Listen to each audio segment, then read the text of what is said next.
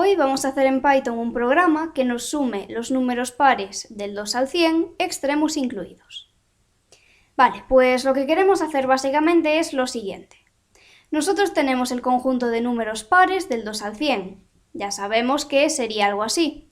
Empezamos en el 2, luego vendría el 4, luego el 6 y así hasta llegar a 98, 100. Y básicamente queremos sumar todos estos números. Pues para hacerlo tenemos varios métodos. El primero va a utilizar un bucle y un rango. Empecemos por el rango. En Python tenemos una función que se llama rango y nos permite generar un rango de números. Podemos especificar cuál queremos que sea el elemento inicial, cuál queremos que sea el final y el incremento. El elemento inicial está claro que tiene que ser el 2, ya que empezamos ahí, en el 2. El elemento final tendrá que ser el 100. Y el incremento va a ser 2, porque vamos de 2 en 2 para obtener los números pares. Pues eso es lo que vemos por aquí. La función rango tiene estos tres argumentos. El primero es el elemento inicial, el extremo inferior. El segundo argumento va a ser el extremo superior. Y el tercero va a ser el incremento. Pero tenemos aquí una pequeña variación en el extremo superior. No hemos puesto 100, sino que hemos puesto 101. ¿Y esto por qué? Pues porque en la función rango, realmente el elemento que ponemos como extremo superior, en el segundo argumento, no es ese extremo superior, sino que es uno más. Es decir, si nosotros consideramos esto que hemos escrito aquí, matemáticamente se escribiría de la siguiente manera. Sería el intervalo 2, 101. Estamos cogiendo el 2, el extremo inferior, pero como vemos, el extremo superior está abierto, el 101 no se coge. Y claro, como este rango nos genera números enteros, sabemos que si el 101 no es el extremo superior, entonces tendrá que ser el número anterior, es decir, el 100.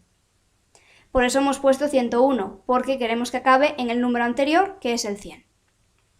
Vale, pues hasta aquí, con nuestra función rango, tenemos generado nuestro rango de números, nuestros números pares del 2 al 100.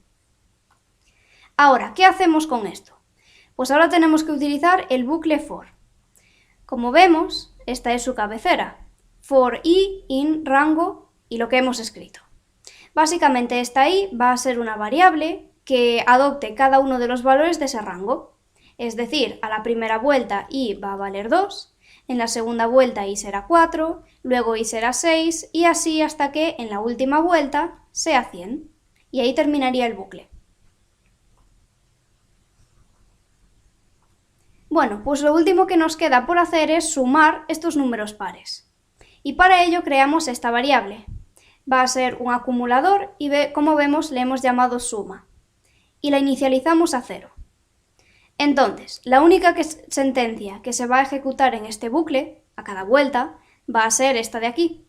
Suma más igual i. Bueno, pues esta expresión es equivalente a escribir esto de aquí. Suma es igual a suma más i. Pues ya vemos que lo que se hace es sumar lo que ya teníamos en suma, lo que ya teníamos acumulado, más el número par que toque en la vuelta correspondiente. Y así actualizamos el valor de suma. Vale, pues vamos a poner algunos ejemplos. A la primera vuelta sabemos que suma es 0. Vamos a volver a escribirlo. Suma es igual a suma más i. Lo dicho, en la primera vuelta suma vale 0 porque así lo hemos inicializado. Y la i sabemos que es 2, el primer elemento de nuestro rango. 0 más 2, 2. Ahora suma vale 2. Siguiente vuelta. Sabemos que i vale 4, que es el segundo elemento de nuestra sucesión. Y suma ya se ha actualizado, es 2. Entonces, 2 más 4, 6. Ahora suma vale 6. ¿Y a la siguiente vuelta qué ocurriría? Bueno, pues i valdría 6, suma, como hemos dicho, vale 6, y 6 más 6, 12. Ahora suma vale 12. Bueno, pues este es el proceso que se seguiría hasta llegar a la última vuelta, en la que i vale 100. Y al final veríamos que en suma tenemos el número 2550, por lo tanto esta es la suma de los números pares del 2 al 100. Y una vez que se sale del bucle, lo único que queda por hacer es imprimir el resultado. Print suma y esta es la salida que obtenemos. Ahí está. Vale, esta sería una forma de hacerlo. Pero tenemos otra. La siguiente forma va a utilizar las fórmulas de la progresión aritmética. Pero antes de nada vamos a recordar qué es una progresión aritmética. Bueno, pues una progresión aritmética es una sucesión de números que se pueden obtener sumando una cierta cantidad a la anterior. Para nuestro caso concreto, teníamos la siguiente sucesión: 2, 4, 6, 8, puntos suspensivos, 98, 100. Sabemos que esta sucesión se corresponde con una progresión aritmética porque podemos obtener cada término sumándole 2 al anterior. Como estamos sumando 2, quiere decir que la diferencia es 2. Podemos comprobarlo. Para obtener este 6, ¿qué hemos hecho? Pues le hemos sumado 2 al término anterior, que era 4. Y a su vez, para obtener este 4, le sumamos 2 al término anterior, que es el 2. Vale, pues tenemos una progresión aritmética. Como es una progresión aritmética, se pueden utilizar las dos fórmulas, la del término general y la de la suma de n términos. Si resolviésemos este problema de manera matemática, tendríamos que utilizar las dos fórmulas. En primer lugar, usaríamos la del término general para saber cuál es la posición que ocupa este término, el 100, y una vez que lo tengamos, pues ya podremos utilizar la fórmula de la suma. Vamos a ver cómo sería. Lo dicho, empezamos utilizando esta fórmula de aquí. A sub n, el término general, realmente el término que queramos calcular, es igual a sub 1, este es el primer término de la progresión, sería el 2, más n menos 1 por d.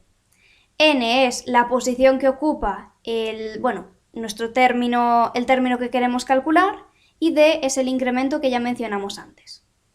Vale, pues probemos. Por ejemplo, si queremos calcular el término 3, a sub 3, utilizamos esta fórmula. A sub 3 es igual a sub 1, el término que ocupa la posición 1 es el 2, más n. N es 3, porque esa es la posición que ocupa el término que queremos calcular. Menos 1 por d, que es 2. Vale, esto sería 2 por 2, 4, más 2, 6. Efectivamente da 6. Pues vamos a usar esta fórmula para calcular la posición que ocupa este término de aquí, el 100. Entonces, a sub n vale 100, a sub 1 es 2, la n es nuestra incógnita y la d es 2. Ahora solo queda despejar. 98 es igual a 2n menos 2, 100 es igual a 2n, n es igual a 50. Vale, pues con esto sabemos que el 100 ocupa la posición 50. Y una vez que tenemos calculada esa n, ya podemos pasar a la suma. Pues usemos la otra fórmula de la progresión aritmética. La suma de n términos es igual a el primer término, a sub 1, más el último término, a sub n, por la posición que ocupa ese último término, n, partido por 2. Pues ya que hemos calculado n, podemos utilizar la fórmula. S50, esto significa que estamos sumando los 50 primeros términos de la sucesión, es igual a sub 1, que es 2, más a sub 50, que es 100, por n, que es 50, partido por 2. Y como vemos, esto también nos da 2550. Vale, pues esta sería la forma matemática, pero ahora, para indicarle a Python que nos sume todos estos números pares del 2 al 100, vamos a hacer una pequeña modificación. A ver, la fórmula de la suma la tenemos por aquí, va a ser la misma, pero vamos a cambiar el procedimiento para hallar esta n de aquí. Lo que vamos a hacer es volver a utilizar un bucle y también una lista. Vale, en esta lista, que vemos que en principio empieza vacía, con el bucle vamos a llenarla. La vamos a llenar con todos estos números pares del 2 al 100. Y luego, utilizando uno de los métodos de las listas, que es este de aquí, el index, podremos conocer el índice del término 100. Y bueno, tras una pequeña modificación ya habremos calculado esa n, la posición que ocupa el término 100. Y así podremos usar la fórmula de la suma. Vale, pues vamos a verlo. Tenemos creada nuestra lista, vacía. Y ahora vamos con el bucle. For i in rango, y este rango es exactamente el mismo que el anterior. Ya sabemos que van a ser los números del 2 al 100 saltando 2. Entonces esta i va a adoptar cada uno de esos valores pares. Y luego, ¿qué se tiene que hacer a cada vuelta del bucle? Pues a cada vuelta del bucle tenemos que añadir a nuestra lista el número que corresponda. Lo hacemos con un método de las listas, que es el append. Entonces este método va a añadir al final de la lista el elemento que queramos. Y ese elemento tiene que ser lo que valga i. Así, a la primera vuelta i vale 2, entonces nos quedaría que la lista es igual a 2, solo tiene un término. Luego, a la siguiente vuelta i vale 4, entonces se añade el 4 al final. Y así, hasta llegar a la última vuelta, que se añadiría el 100. Vale, pues ahí tenemos en la lista todos nuestros números. Ahora, utilizando el método index, vamos a conocer el índice del término 100. Y aquí tenemos que tener en cuenta que las listas no empiezan en el índice 1, como lo hacen las progresiones aritméticas, sino que empiezan en el 0. Entonces, el 2 es el elemento número 0. Este 4 es el elemento número 1. En el caso de la progresión aritmética no sería así. Sabemos que el 2 sería el elemento 1, a sub 1, el 4 sería el 2, etc. Pues ya vemos que si nosotros tenemos el índice de la lista, para obtener la posición que ocupa en la progresión aritmética, tenemos que sumar 1. Entonces, este lista.index nos va a dar el índice del 100 en la lista, y para poder calcular la n, tenemos que sumarle 1. Y vemos que esto nos da, al final de todo, 50. De hecho, imprimimos el valor de n, y ahí lo tenemos, es 50. Vale, pues una vez que hemos calculado esa n, ya sí que se puede utilizar la fórmula de la suma. Pues suma n es igual a, y ponemos cada uno de los términos. El término número 1 va a ser el elemento 0 de nuestra lista. Luego, el último término lo indicamos así. Ese 100 no es lista n, sino que es lista n-1. Recordemos que había ese desfase. En el caso de la progresión aritmética, el término 100 ocupa la posición 50, pero en el caso de la lista es una posición menos. Este 100 tendría el índice 49. Por eso ponemos n-1. Ahora multiplicamos por n, este sí que tiene que ser 50, y partido por 2. Y al final nos da 2550.